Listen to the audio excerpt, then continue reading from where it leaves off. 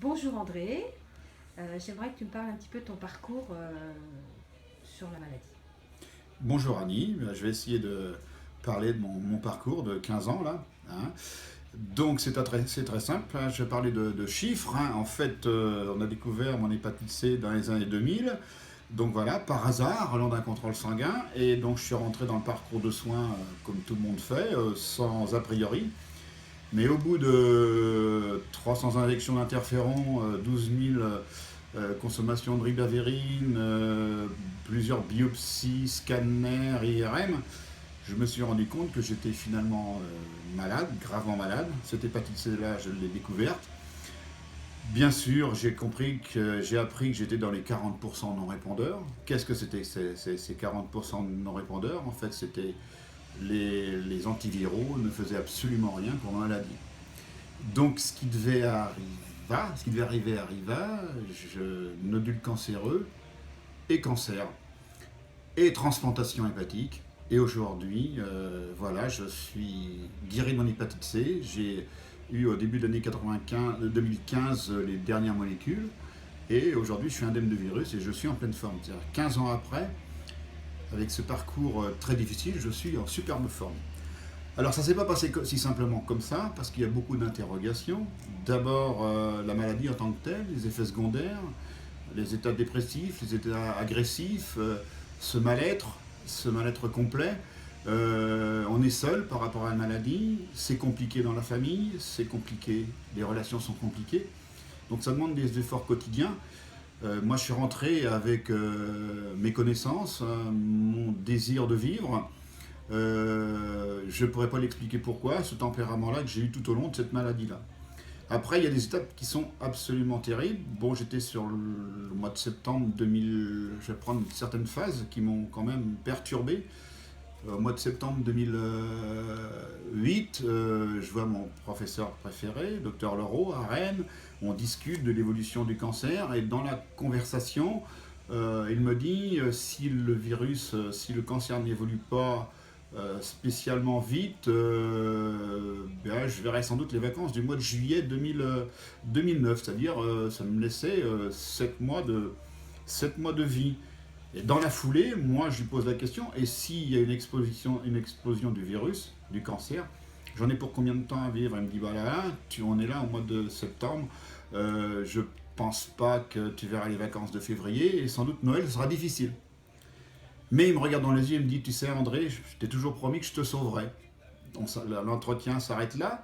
Ma femme catastrophée, elle me dit, tu vas mourir? Non, moi je dis, ouais, il va me sauver. Donc on est allé au restaurant, on a pris le tramway à Rennes, le nouveau tramway, donc on est allé prendre un restaurant à midi. Et voilà, ça s'est passé comme ça. Et après on est allé aux journées des SOS hépatites, je ne me rappelle plus exactement, un week-end. Et dans la nuit du dimanche au lundi, coup de téléphone, panique à la maison. Richard Leroux me dit, Monsieur Cerclier, André, venez tout de suite, on a un greffon pour vous. Là, j'ai paniqué. J'ai refusé de partir, alors que c'était ma survie. J'ai refusé de partir. Euh, Richard Leroux m'a vraiment il a pris son temps, il voyait que j'étais paniqué, il a pris son temps en disant voilà André, on a un greffon pour toi qui est extraordinaire, tu sais très bien, je t'ai promis que on allait te sauver. Donc voilà, ça s'est passé tellement rapidement, j'ai même pas eu le temps de réfléchir parce que l'ambulance était arrivée, puisque ma fille avait téléphoné. Et encore le fait du hasard, c'était la première journée d'embauche de l'ambulancier et c'est moi qui l'ai conduit où je devais aller me faire transplanter. Alors ce moment-là est absolument ahurissant puisque dans ce transfert-là de chez moi, il y a 150 km. Vous voyez toute votre vie défiler puisque vous pensez à la mort, bien sûr. J'ai vu défiler toutes les bonnes images depuis ma naissance, des choses invraisemblables. C'est très difficile à expliquer, il faudrait des heures pour résumer tout ça, mais c'est absolument... On est dépassé à tous les niveaux, physiquement, intellectuellement, psychologiquement, on est complètement dépassé. Et on arrive à la transplantation.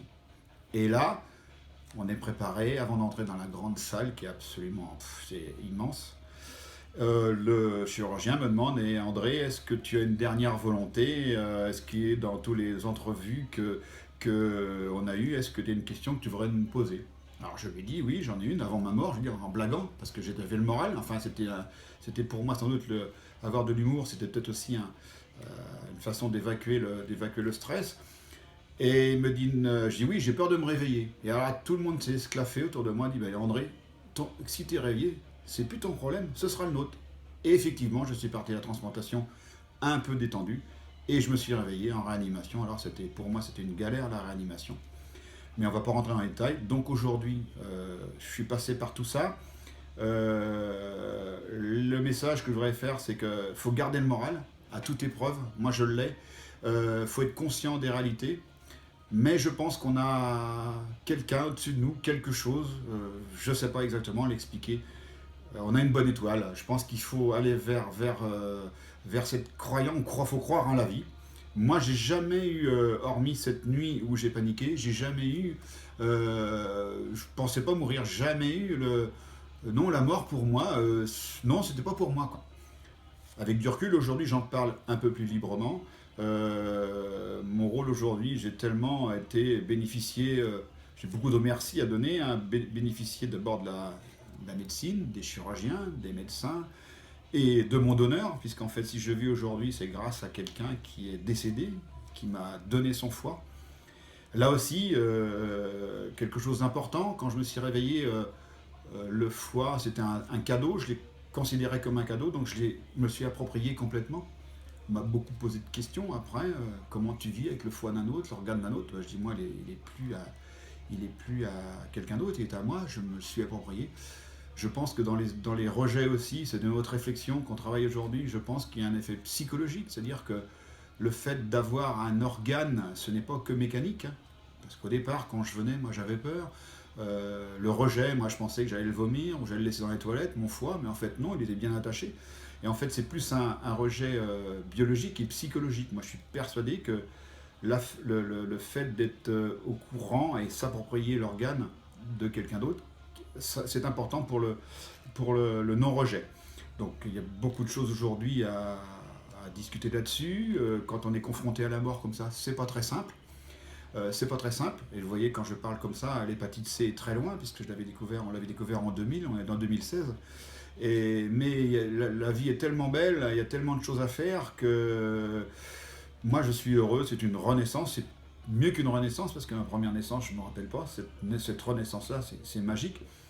Et aujourd'hui, j'essaie, au niveau des associations, d'apporter le maximum de choses psychologiquement, vraiment ce que j'ai ressenti, ce que je pense, aussi aider d'une façon, quand on a des chimios, comment on vit, avec des cancers, avec de l'alimentation, avoir des choses qui peuvent, au quotidien, enlever tous les effets secondaires de cette maladie. Parce que je crois que moi, ce qui m'a le plus usé quand je prenais les antiviraux, en fait, c'était le mal-être des effets secondaires de la ribavirine et de l'interféron. Donc, quand on peut déjà, je pense, avoir moins d'effets secondaires, je pense que le produit fait plus effet et on s'en sent mieux. Psychologiquement, j'y crois énormément. Quand on a la volonté de vivre, quand on a des volontés, je pense que, comme disait mon patron, un de mes anciens patrons, l'espoir change de camp. Et je crois qu'on arrive à vivre, tout simplement. Maintenant, bien sûr, il y a des anti-rejets, il y a beaucoup de choses, mais la vie est tellement belle que, voilà, c'est un parcours de santé qui est un peu atypique, mais la vie mérite d'être vécue. Je ne souhaite pas à tout le monde de passer par là, parce que c'est absolument... C'est un message d'espoir. C'est un message d'espoir. C'est-à-dire qu'on n'est pas... même si on est malade aujourd'hui, faut essayer. C'est difficile à intégrer. Mais moi, le message que je peux passer, c'est ça. C'est-à-dire qu'on peut vivre en étant vraiment gravement malade et en fin de vie, dans lequel moi j'ai été confronté à la mort. Je l'ai tutoyé, la mort. Donc aujourd'hui, j'en ai plus peur.